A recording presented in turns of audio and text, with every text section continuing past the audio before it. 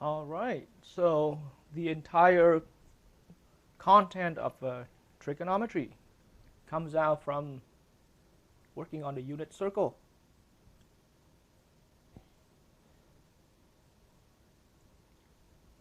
Right. All right, so here's the unit circle. What it is it's simply a circle, but a couple important characteristics. This circle is always centered on the x and y axis. Here's the x-axis, here's the y-axis. This circle, the first characteristic is it's always centered at the origin 0, 0. So the center of the unit circle is right at the origin. Now, any circle has a radius. The distance from the center of the circle to any point on the circle, that's the radius. So the other characteristic of the unit circle is that radius on this unit circle is always 1. So those are the only two characteristics of a unit circle that anyone begin his or her journey into trigonometry must nail this down here. A unit circle is the circle first characteristic stays centered right at the origin 0, 0 and having radius 1. All right, and then let's get to know with a couple other terminologies here.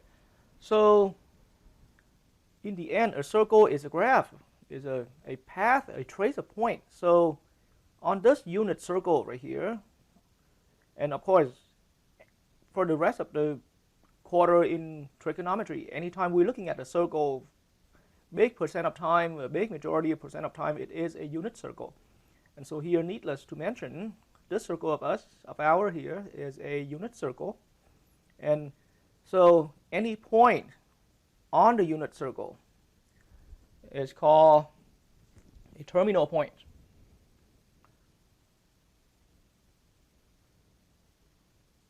So that's what a terminal point is. And so we got a terminal point right here.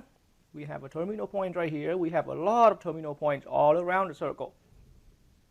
And then from where the terminal point is, if we connect from the origin or the center of the unit circle out to that terminal point or out to any terminal point together with the positive direction horizontal axis, then you form an angle. So what's in here, that little corner in there, then we define the concept of a angle. And to be a little more specific, this kind of angle here is called a central angle.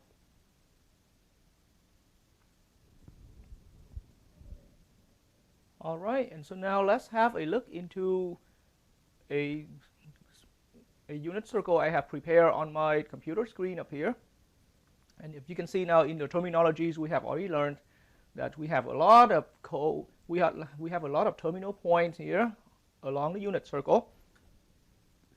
And you don't need to worry for now about these special terminal points that I have already put it here on my unit circle. But so the angle is here, and then you have a terminal point. And in this problem right here, let's say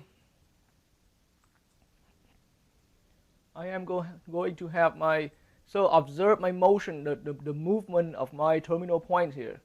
So in a way how I program my picture here, so as we are, and if you can observe the change of the angle, so now as I'm moving my terminal points on the circle, on the unit circle, then as I'm going counterclockwise for now, then the angle just keep opening up more, and of course referencing from the positive x-axis here, then our angle just keep getting bigger and bigger. And so in our terms, we have already learned since a long time ago, since kindergarten, since first grade, these angles are traditionally measured in degrees. So you can see that we are reaching to different higher and higher degrees as the terminal point keep moving. And then think about when the terminal point is snap right into that point right there, that spot right there, then we have here a right angle. So those are a few terminologies that we want to understand. And now that if we recall from high school geometry that angle can actually get bigger than 90 degrees. So those angles being larger than 90 degrees, the angle is now actually here, but it's going to be an angle being larger than 90 degrees. In high school geometry, we used to call those the obtuse angles. We don't really use those terminologies too much here, but as far as high school geometry, we did go up to as high as angle being 180 degrees. So if we're looking at one ray is here, the positive direction x-axis, and opening up your angle all the way up to there based on my terminal point's rotation right here, then we have a 180 degrees angle. But now in trigonometry, think about the point here, the terminal point can keep moving along on the unit circle in the same direction, the counterclockwise direction. And now the angle here does actually get even bigger. It gets larger than that. And so these are somewhere past this line right here, then we're going to have an angle being larger than 180 degrees.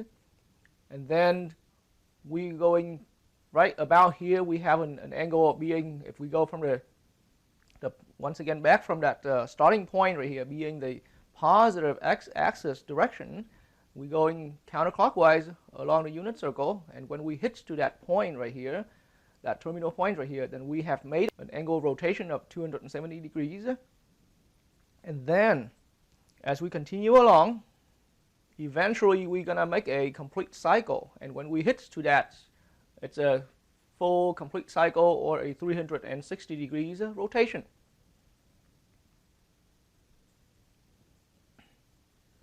Alright, so just like numbers, there are positive numbers and negative numbers as we used to know.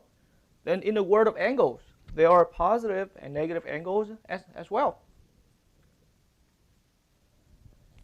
And so as you have already seen it in my illustration through the computer screen right there. So the idea now is that, let's say you're at a terminal point on a unit circle, and most of my demonstrations so far on the computer screen, I was making my point moving on from where it starts right here, always. This is the start point. So throughout all the demonstration I've been doing so far, my terminal point is moving in a counterclockwise. So the direction I have been doing is counterclockwise. And so angles, the central angles created, those are positive angles. So once again, the angle created by moving your terminal point, rotating in the counterclockwise direction, we're creating positive angle.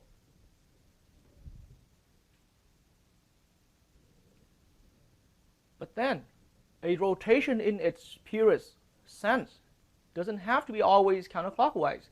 So now think about where we start with our terminal point here. If this time, if we make from where it starts right here, if we make a clockwise rotation like this, then in that case, so anytime your terminal point is rotating, is moving along the unit circle in a clockwise direction, then here we call the angle, we're going to say that the angle it made right here at the center, or the central angle it made here, is being a negative angle.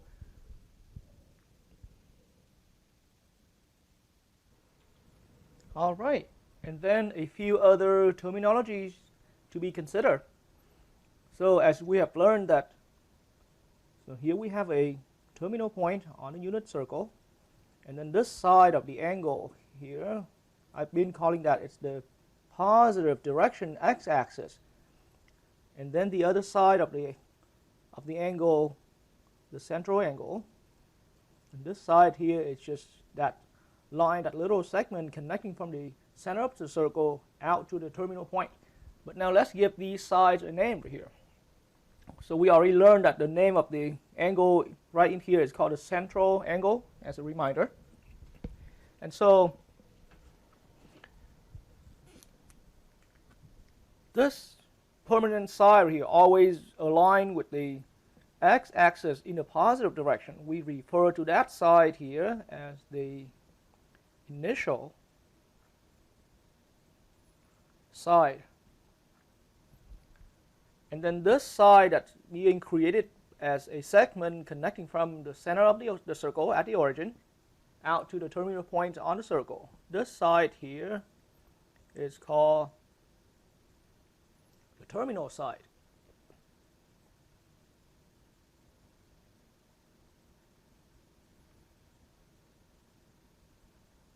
So be cautious that the term terminal now is starting to be a little bit overlapped in terms of the use, but the point is called terminal point, and the side here is called terminal side.